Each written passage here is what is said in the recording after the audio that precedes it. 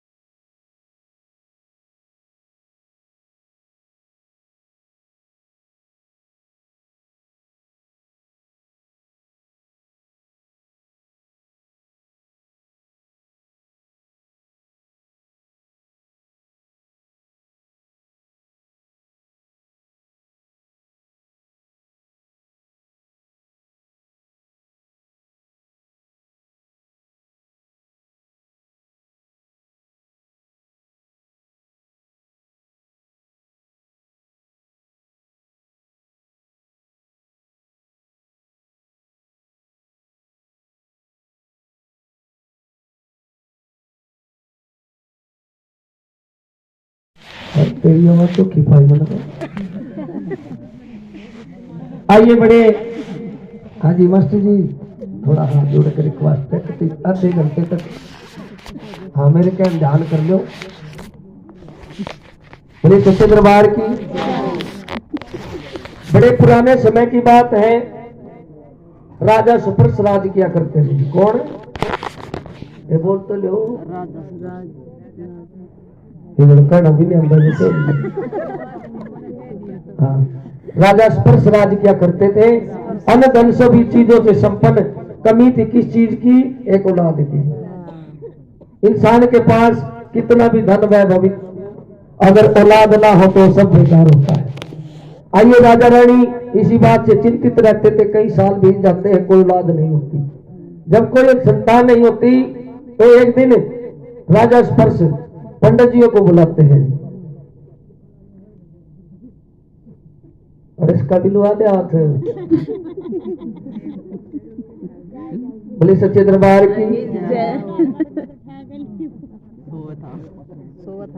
पंडित जियों को बुलाते हैं, अपना पत्रा दिखवाते, कहते हैं कि पंडित जी हमारे पत्रा हमारी कुंडली देख करके ये बताओ हमारे जीवन में औलाद का सुख है या नहीं है।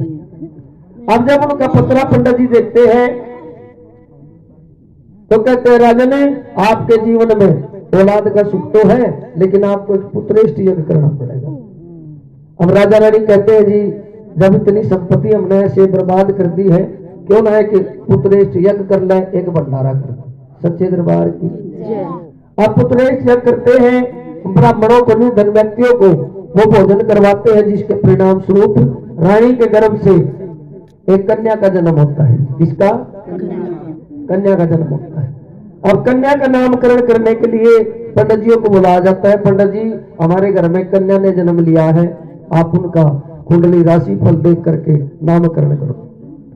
अब पंडित जी जब उस कन्या की कुंडली राशि फल देखते हैं तो बड़े प्रसन्न होते हैं और कहते हैं राजन ये कन्या आपके लिए बड़ी शुभ है, इसने तारों की छाओं में जन्म लिया है और तारों की तरह ही आपका नाम रोशन करेगी, इसलिए इसका नाम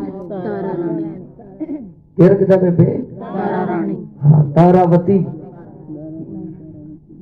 तारावती उसका नाम रख देते हैं। कुछ समय बीतता जाता है, समय बीतने के बाद कुछ महीनों के बाद रानी के गर्भ से फिर दूसरी कन्या का जन्म होता है। उसी प्रकार से पंडित जियों को बुलाया जाता है, पंडित जी हमारे घर में फिर से एक कन्या ने जन्म लिया है, उसका भी नामकरण करें। जब पंडित जी उस दूसरी कन्या की कुंडली देखते हैं बड़े भयभीत हो जाते, कहते हैं राजन ये कन्या आपके लिए बड़ी अशुभ है, ये जब तक आपके राज्य में रहेगी तब तक आपके राज्य में शांति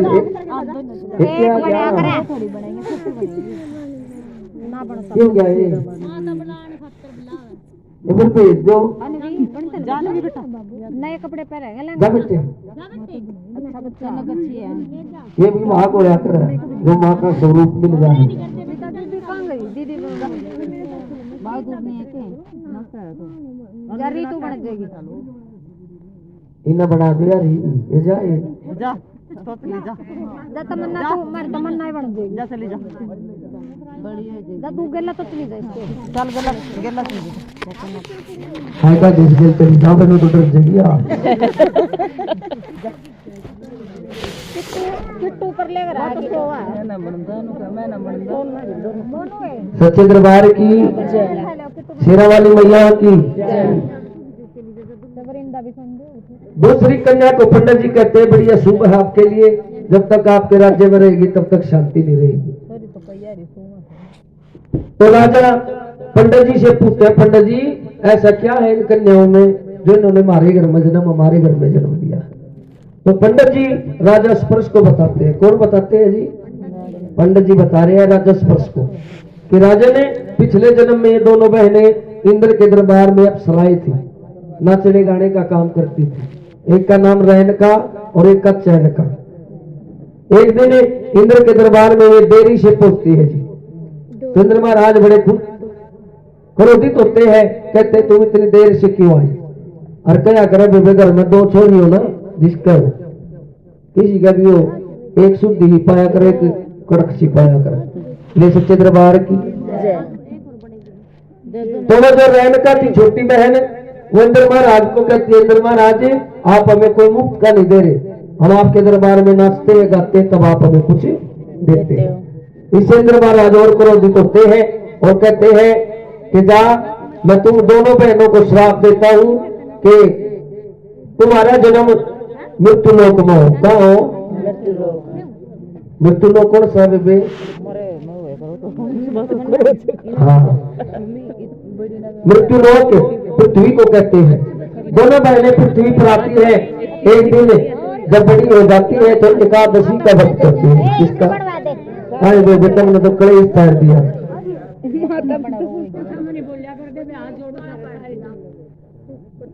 देखो बेटा में किसी पे नहीं, हमारे पे भी कौन है। हाँ, क्योंकि किसी ने जाकर मैसा की शानी करनी, किसी ने दूध कढ़ना, किसी ने दूध में पानी नहीं लाना। हाँ, टाइम किसी पर नहीं है, सब ना कुछ धंधा है। बोले सच्चे दरबार की ये तो बेबेनो है, थोड़ा ध्यान तो सुनोगी तो ठीक है, ना तो बीच में तक वो क्या करे फिर। सच्चे दरबार की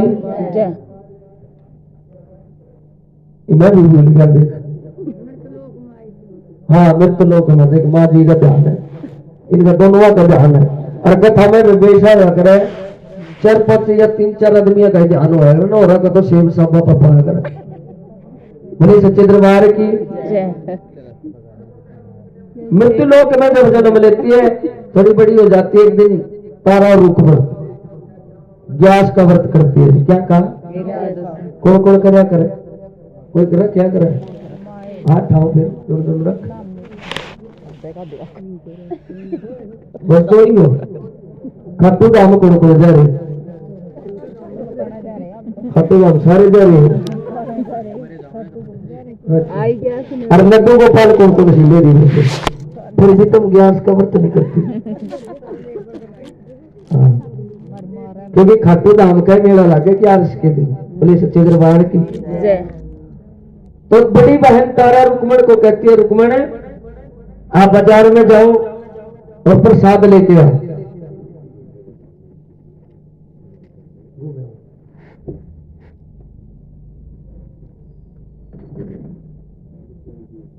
प्रसाद लेने के लिए जब रुक्मण जाती है बाजार में, तो वहां क्या खा लेती है जी? क्या खा ले? हाँ, बोलते का थाले में बेटे अगर मांस खा ले, लेकिन मांस नहीं खाती हो, वो चावल खाती है। प्रेम से बोलो। क्योंकि एकादशी के दिन अगर चावल भी खा लो, मांस मिट्टी माना जाता है, इसलिए चावल का सेवन नहीं होता। जो व्रत रहती है ना ग्यारस का, वो कभी भी चावल का सेवन नहीं करे। और ग्यारस के दिन हम भी अगर माँ जी जागरण करेंगे ना पंडित जी के, तो चावल का सेवन हम भी नहीं करते, हम भी चीनी में बनाकर चम्मी श्री में जो। बोले सच्चे दरबार की। तो चावल जब खा लेती है, कुछ अपनी बहन तारा के लिए ले जाती है। जब तारा देखती है कि आपने एकादशी के दिन चावल का सेवन किया, जब मैं आपको श्राप देती हूँ कि अगला जन्म तेरा मांस मिट्टी खाने वाले योनि में तेरा जन्म है।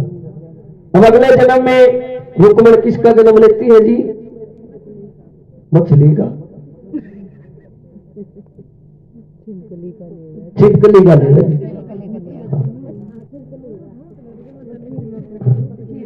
छिपकली के खाया करा रे, वो पिछली नु तेरे चाउमीन बर्गर। मच्छर। बोली सच्चे दरबार की। मांस मिट्टी खाती है। तो जब छिपकली का जन्म रुक्मण लेती है, उधर से गुरु गोरखनाथ जी अपने सभी शिष्यों को लेकर के उस स्थान पर आते हैं जहां रुक्मण का जन्म था। उनके एक शिष्य दुर्वासा ऋषि, जो बड़े अभिमानी और घमंडी थे, एक दिन वो तप कर रहे होते हैं, गौ माता उसके करमंडल का पानी गिरा देती है, जिससे उसका तपस्या उसकी भंग हो जाती है और वो क्रोध में आकर के गौ माता को इतना मारते पीटते हैं कि गौ माता अपने प्राण त्याग देती है।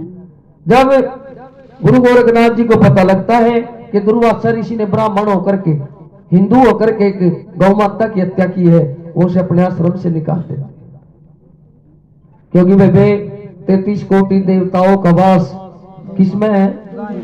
हाँ, गौ माता में। तो उस एक गौ माता की आत्मा की शांति के लिए गुरु गोरखनाथ जी एक बहुत बड़ा यज्ञ करते हैं और एक भंडारा करते हैं, एक गौ माता के लिए करते हैं। वे सभी देवी देवताओं को, सभी पंडितों को वो आमंत्रित करते हैं, न्योता देते हैं, लेकिन दुर्वासा ऋषि को नहीं देते, क्योंकि उसने ही वो गौ हत्या की।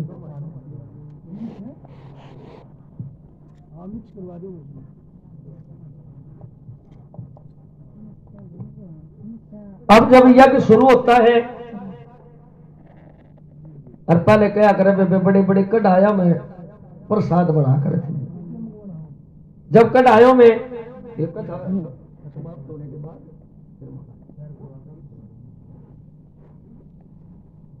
जब भक्तजन भंडारे के लिए खीर का प्रसाद तैयार कर रहे होते हैं, तो उधर दुर्वासा ऋषि अपने अपमान का बदला लेने के लिए एक मरे हुए सांप को हाथ में लेकर के वहां छिप जाते हैं।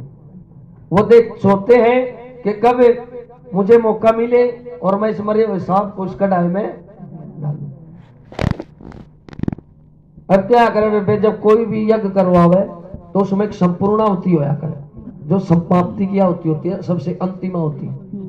अगर कोई रिश्तेदार मेहमान कोई रह जाए, उस आहुति में अगर समाप्ति की आहुति में आ जाए तो उसका भी आना मंजूर हो जाता है। प्रेम से बोलो जय माता दी। तो गुरु गोरखनाथ जी सभी शिष्यों को आवाज लगाते हैं कि भाई संपूर्ण आहुति का समय हो गया है, जिसने भी संपूर्ण आहुति देनी है वो यज्ञ के पास आ जाए। साध को छोड़ के आहुति देने के लिए चले जाते हैं, जिससे दुर्वासा ऋषि को मौका मिल जाता है और वो मरे हुए सांप को उसमें डाल देते हैं। किसमें डाल देता है जी? खीर में। हाँ, खीर में डाल देता है। अब उस दृश्य को कोई भी नहीं देखता। कौन देखता है? छिपकली। छिपकली कौन है? रुक्मणी नहीं, रुक्मण। हाँ, रुक्मणी है श्री कृष्ण भगवान की धर्मपत्नी, ये है रुक्मण जी। अब जब रुक्मण ये दृश्य देखती है तो सोचती है कि ये तो सारी खीर विषैली हो गई है, इसे जो भी खाओगा उसका राम नाम सत्य हो जाएगा।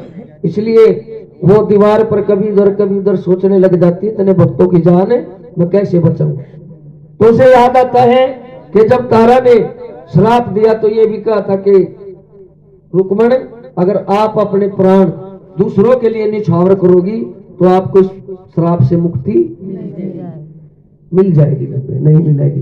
हाँ, मिल जाएगी। तो वो उस बात को याद करके जब भक्तजन खीर के प्रसाद को उतारने लग जाते हैं तैयार होने के बाद, तो उनकी आंखों के सामने उसमें पड़ जाए कि कूद जाए। हाँ,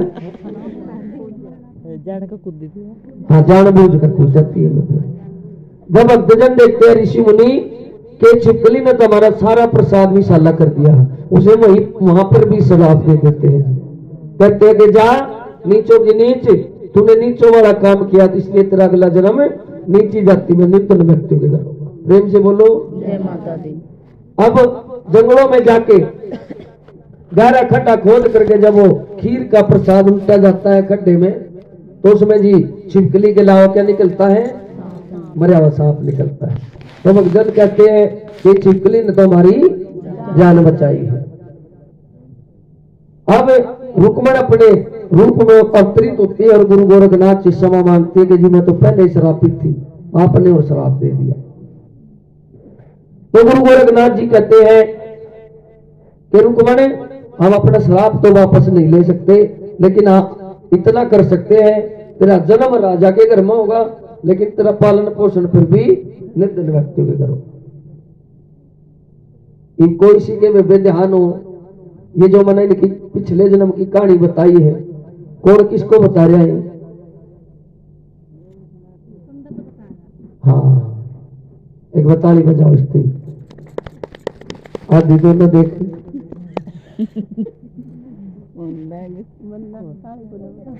और मैंने 2-3 बार रिपीट किया है बताते हुए कि पंडित जी राजा स्पर्श को बताते हैं। 3 बार कहा मैंने इस बात को, बोले सच्चे दरबार की। तो ये पंडित जी बता रहे हैं राजा स्पर्श को जब वो दूसरी कन्या हुई। पीछे हो जाओ और पीछे। अब राजा तलवार निकालते हैं, कहते हैं जब ये इतनी दुर्भाग्यपूर्ण कन्या है क्यों ना इसका नाम सत कर दो, ना रहेगा बांस ना बजेगी बांसुरी। लेकिन पंडित जी कहते हैं कि जी कन्या को मारना पाप होता है। तो राजा स्पर्श कहते हैं पंडित जी फिर कोई ऐसा उपाय बताओ जिससे ये कन्या भी बच जाए। वो उपाय है, आप एक लकड़ी का संदूक तैयार करवाओ, उसके ऊपर हीरे मोती मोर सरती जड़वा के और कन्या को उसमें लुटा के जल में प्रवाह कर दो। अगर ये किसी को भी मिलेगी तो इस धन दौलत के सारे इसका पालन पोषण कर लेगा। अब राजा स्पर्श ऐसा ही करते हैं, कन्या को संदूक लकड़ी का संदूक तैयार करवा के उसमें लिटा के जल में प्रवाह कर देते हैं। अब वो संदूक तैरता हुआ जी काशी नगरी पहुंच जाता है। कहाँ?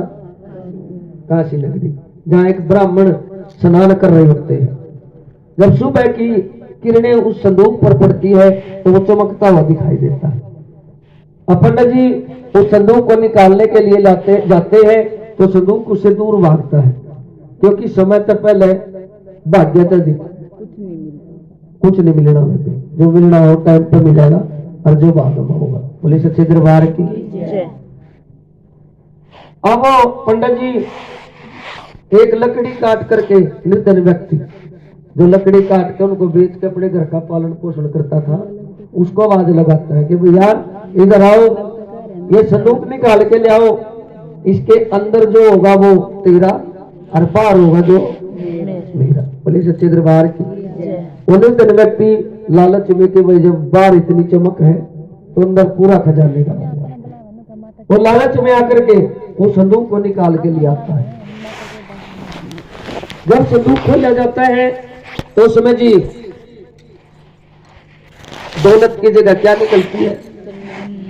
एक कन्या निकलती है। वो उस कन्या को गोद में उठाता है, जाकर के अपनी धर्मपत्नी को देता है। वो बड़ी प्रसन्न होती है, खुश होती है, क्योंकि कई साल से उनके घर में भी कोई औलाद नहीं थी। तो माता रानी का शुक्रिया करती है, चलो कोई नहीं, लड़का नहीं कन्या तो दी है। अब दोनों बहनों का पालन पोषण कहाँ हो रहा जी? तारा का कहाँ हो रहा? राजा स्पर्श के घर। और रुक्मण का? हाँ जी, निर्धन व्यक्ति के। अब कहते हैं जी समय बीतने के बाद साथ साथ दोनों बहनें जवान हो जाती है, और जब लड़की जवान हो जाती है तो उसके माता पिता उसके लिए वर ढूंढते हैं जी। राजा स्पर्श अपनी कन्या की, अपनी तारावती की शादी अयोध्या के प्रतापी राजा हरिश्चंद्र के साथ करते हैं।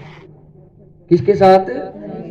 उधर से वो निर्धन व्यक्ति भी अपनी रुक्मण की शादी उसी राज्य में एक निर्धन व्यक्ति के घर लड़का देख करके कर देता है।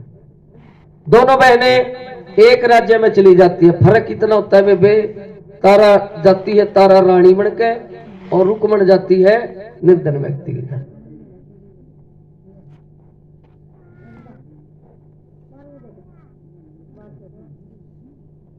अब समय बीतने के साथ साथ एक दिन रुक्मण की सास बीमार हो जाती है।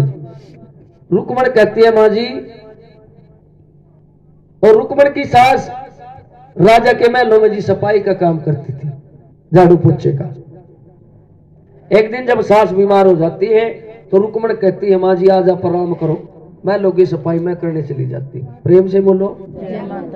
अब झाड़ू टोकरी उठा करके जब वो महलों में जाती है तो वहां जी उसे कौन मिलती है? हाँ, उसकी बहन मिलती है। अब तारावती कई जन्मों से माता रानी की भक्तनी थी, जब उसे दूर से देखती है तो पहचान जाती है, तो मेरे पिछले जन्म की बहन है जिसको मैंने छिपकली का श्राप दिया था। अब उसे याद दिलाती है, दोनों बहनें मिलती आपस में बातें करती है। तो तारा रुक्मण को कहती है, रुक्मण तारावती को कहती है कि तारा ये बात आप राज्य में किसी को मत बताना कि मैं तेरी बहन हूं, क्योंकि कहा आप राजघराने की रानी और कहा मैं एक नीची जाति में निर्धन व्यक्ति के घर। बोले सच्चे दरबार की। अब समय बीतने के साथ साथ जी 5 साल रुक्मण की शादी को हो जाते हैं, लेकिन कोई संतान नहीं होती। जब कोई संतान नहीं होती तारा के पास जाती है, तारा से बताती है कि तारा 5 साल से कोई संतान नहीं हो। तो तारा कहती है जैसे जी हम अपने घर में मंदिर बना लेते हैं जहां हम तड़की उठ के नहा धो के जोत बत्ती करते हैं, ईटों में लकड़ी के भी आगे दीवार में लगा गया है। हाँ जी, तो तारा भी माता रानी की भक्तनी थी। वो भी एक छोटा सा मंदिर अपने महल में बना रखा था जिसने एक साड़ी से जहां भजन कीर्तन करती थी। तो रुक्मण को कहती है कि तारा, रुक्मण ऐसा कर, एक नारियल ले, उसमें अपनी अरदास मान करके मां के चरणों में चढ़ा और अपनी मन्नत मान। और नारियल चढ़ाते हुए रुक्मण कहती है कि मां, अगर आप मेरे घर में औलाद का सुख दोगी तो मैं आपका जागरण और प्रसाद करवाऊंगी। प्रेम से बोलो, क्योंकि वे भगवान का राम होया कर जागरण या किसी की मन्नत या माता रानी कोई खुशी देती है तब ये प्रोग्राम होते हैं। बोले सच्चे दरबार की। चलो बुलावा आया है, माता ने बुलाया है। कई बार ऐसा होता है क्या कई लाख रुपए ले रहा हूं मानस, दूर जाकर भी उल्टा है जय दर्शन नहीं कर पाता हूं क्योंकि इसको बुलाया नहीं। माता रानी जब तक बुलाती नहीं तब तक जाया भी नहीं जाता, और जब वो बुलाती है तो दोहरा चाचा मन्नी ना हो फिर। हाँ, कहीं ना कहीं तय चला जा है काम।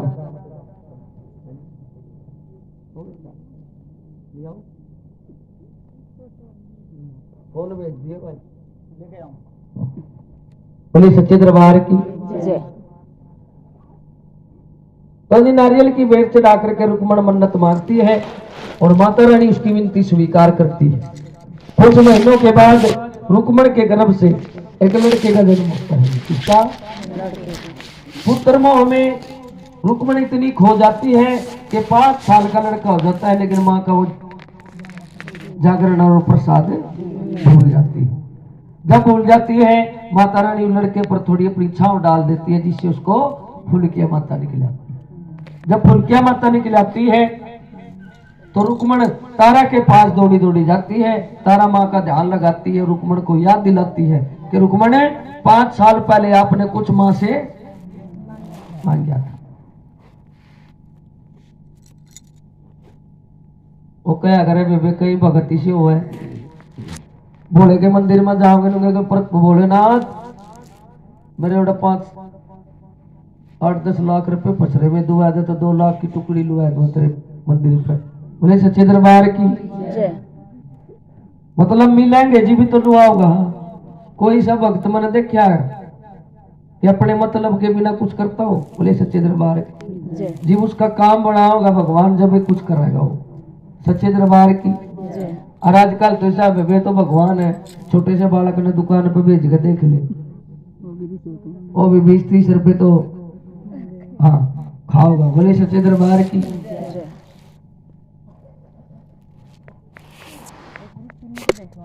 तो तारा रुक्मण को याद दिलाती है तो रुक्मण कहती है कि बहने, अगर मेरा लड़का ठीक हो जाए तो वो माँ का जागरण और प्रसाद करवा देंगे। प्रेम से बोलो जय माता। माँ की कृपा से कुछ दिनों में जी लड़का धीरे धीरे ठीक हो जाता है।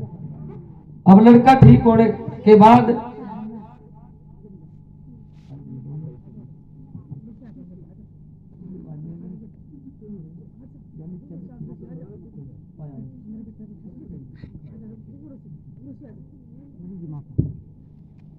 बन गई वाह कनक बन गई।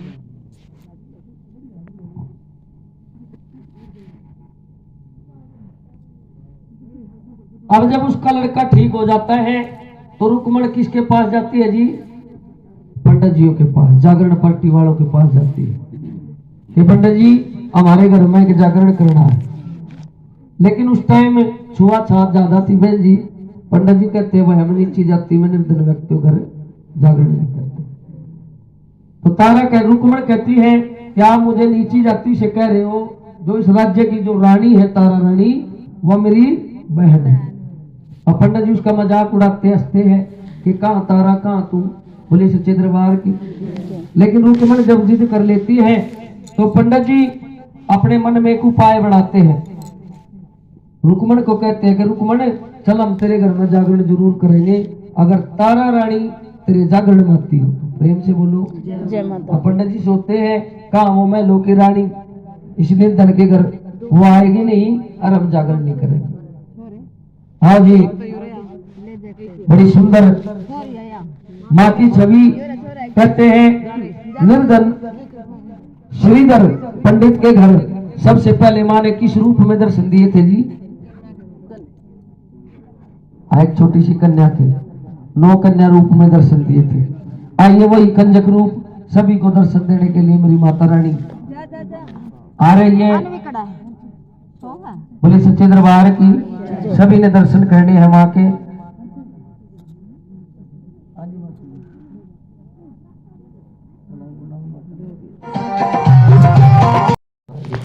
आप उस जागरण की तारीख और समय निश्चित करें। बोले सच्चे दरबार की।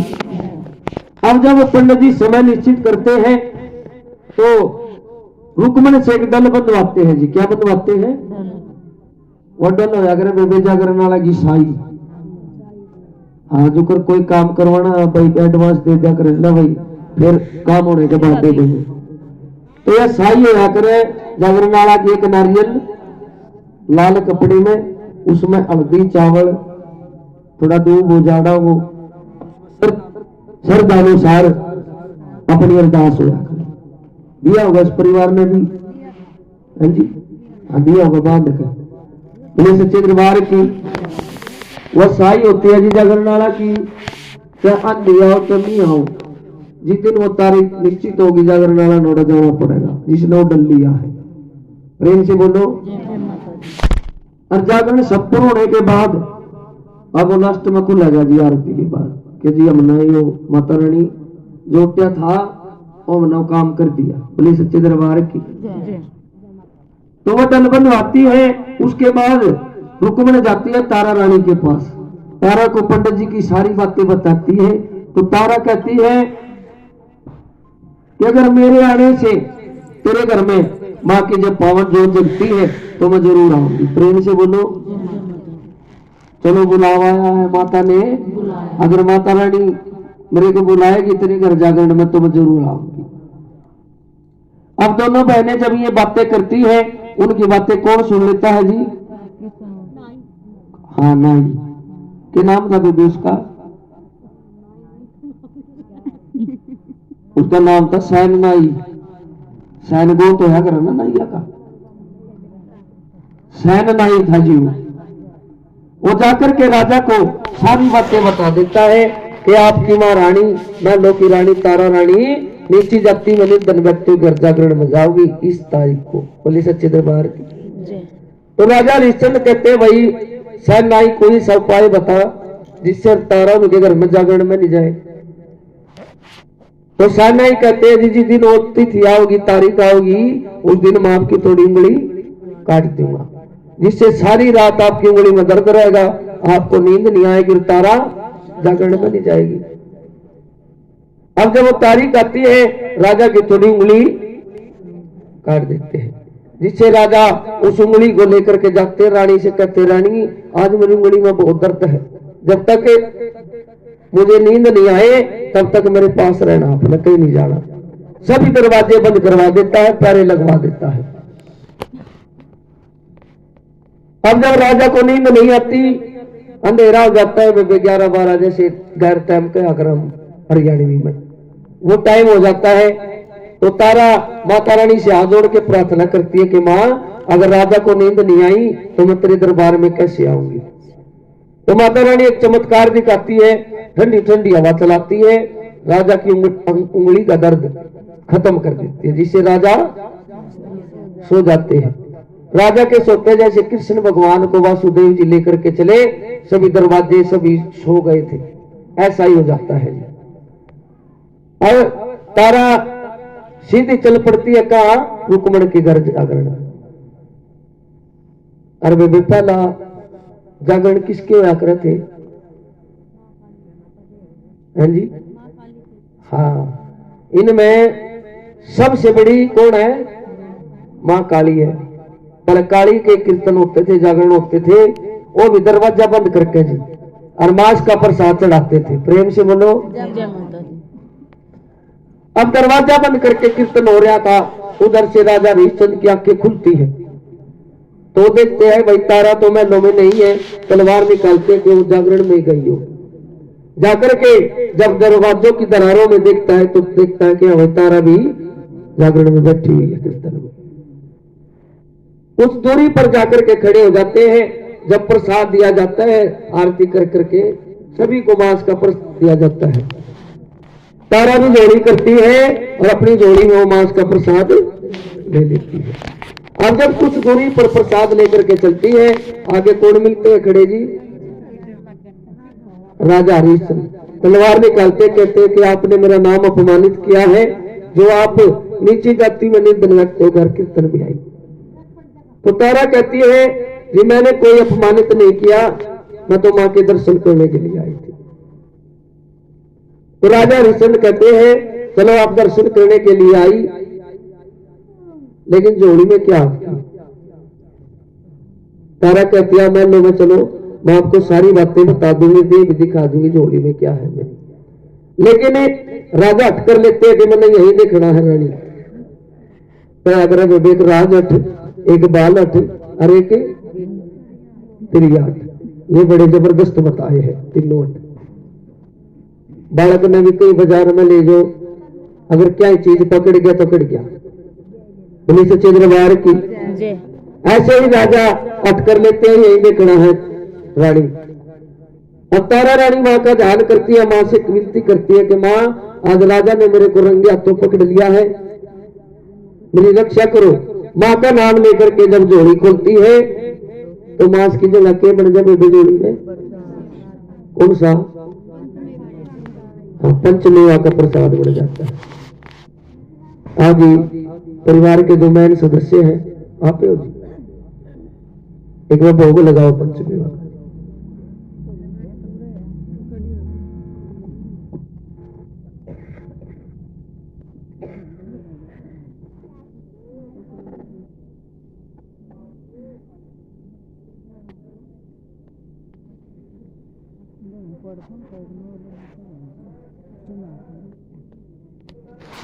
मेवा का भोग लगा दे खाओगे, एक बाद में लोगे। हाँ जी, बाद में ले लेंगे। हाँ बाद में लियो। समझदारी की बात तो यही है कि कोई सीधे बड़ा सीधी मुंह में दिया पाएगी और फिर आरती पकड़ लगी आकर मुंह झूठा था। उन्हें सच्चे दरबार की आरती के बाद सभी को इकट्ठा ही देंगे प्रसाद। जब पंचमेवा बन जाता है आश्चर्यचकित हो जाते हैं राजा कि मैंने बड़ी आंखों से रानी इसमें मांस का प्रसाद इसे देखकर बन गया पंचमेवा। आप तो बड़ी बड़ी जादूगरनी हो, इसमें आपने कोई जादू किया है।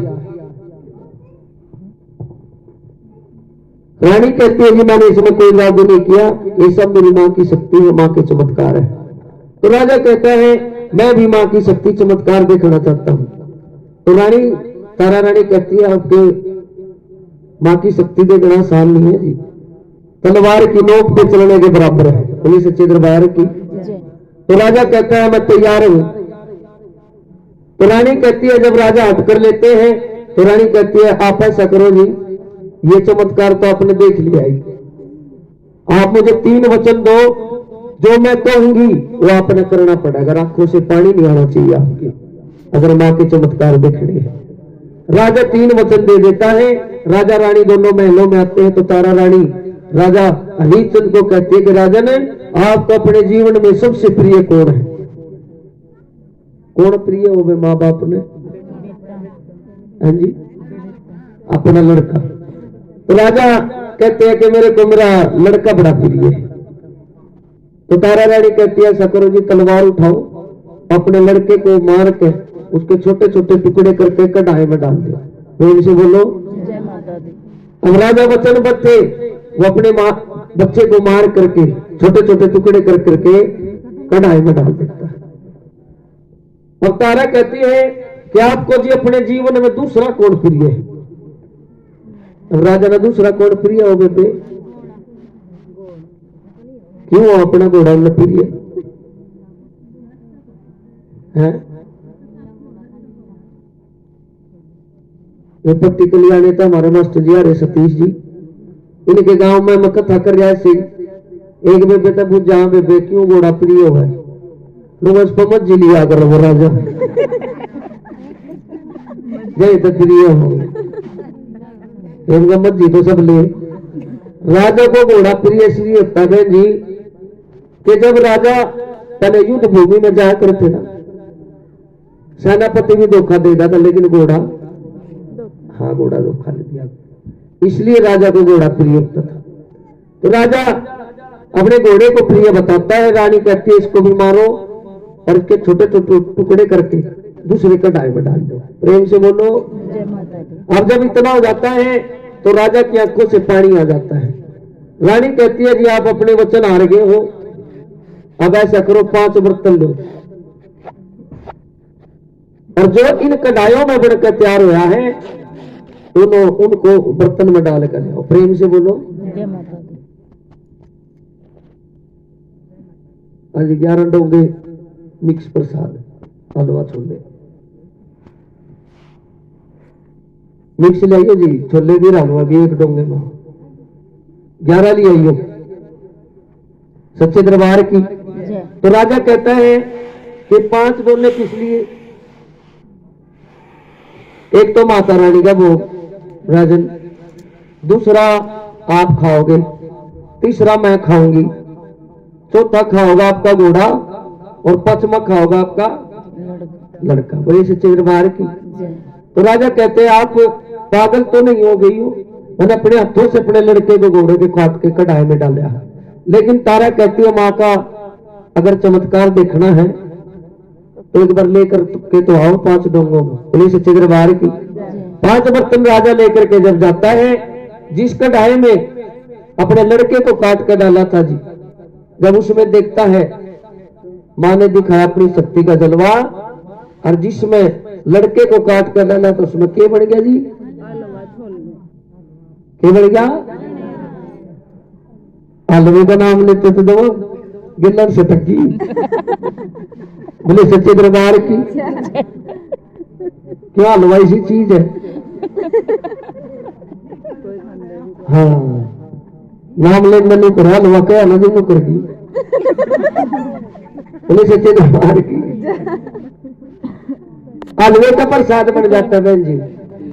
आज जिसमें घोड़े को काट कर डाला था वे घोड़ा के खाया करे चने, हम क्या खाओगे फिर हम भी घोड़े घोड़ा खाया करे चने बहन जी, हम खाओगे चने का प्रसाद। वे खाली चने चने को ना जुकर घोड़ा तगेरा करे। हाँ उसमें सारे मसाले डाल करके प्रसाद के रूप में तैयार करना है। तो 5 डोले लेकर के जब रानी के पास लाता है, माँ को भोग लगाया जाता है। भोग लगा करके राजा एक स्वयं खाता है, एक रानी कहती है और तारा रानी कहती है अपने लड़के को आवाज लगाओ। जब अपने लड़के को आवाज लगाता है तो लड़का दूसरी आवाज में उसकी गोद में आ जाता है। आश्चर्यचकित हो जाता है राजा कि मैंने अपने हाथों से तेरे को बेटे मार दिया था, तू तो जिंदा है। तो लड़का कहता है कि जब आप मुझे मारने के लिए तलवार उठाई आपकी आंखें बंद हो चुकी थी, माता रानी आई मेरे को ले गई, जो आपने काटे उस माँ का चमत्कार था। प्रेम से बोलो जय माता दी। जब राजा देखता है कि अगर लड़का जीवित है तो घोड़ा भी जीवित मिलेगा।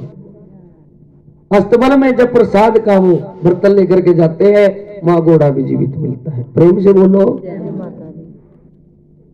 अब राजा माँ के उस मंदिर में जाकर के माँ से अरदास करता है कि माँ मुझसे गलती होगी जो मैंने आपकी शक्ति को आजमाना चाहा, मुझे क्षमा करो।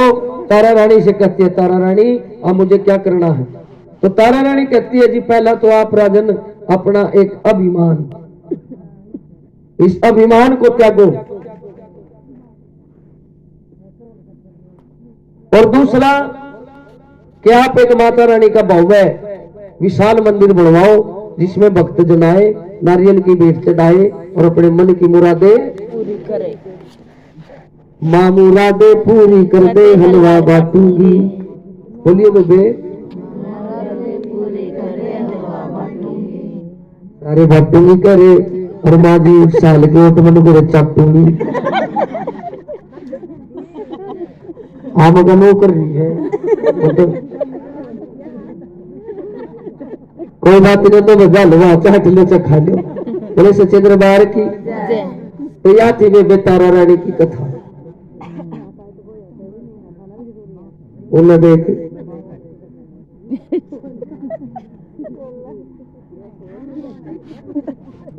जब नु के आना मैंने कही थी तारा रानी की, उसका तो चैन सी बोले 1 घंटा है बोला बना रहे थोड़ा छूटिया पी ले। बोले सच्चे दरबार की आज ये वैसे भी अपने स्थान पर खड़े हो जाओ। परिवार के सदस्य जितने भी है जी दरबार में आओ, एक बार माँ की आरती करवाए, उसके बाद माँ का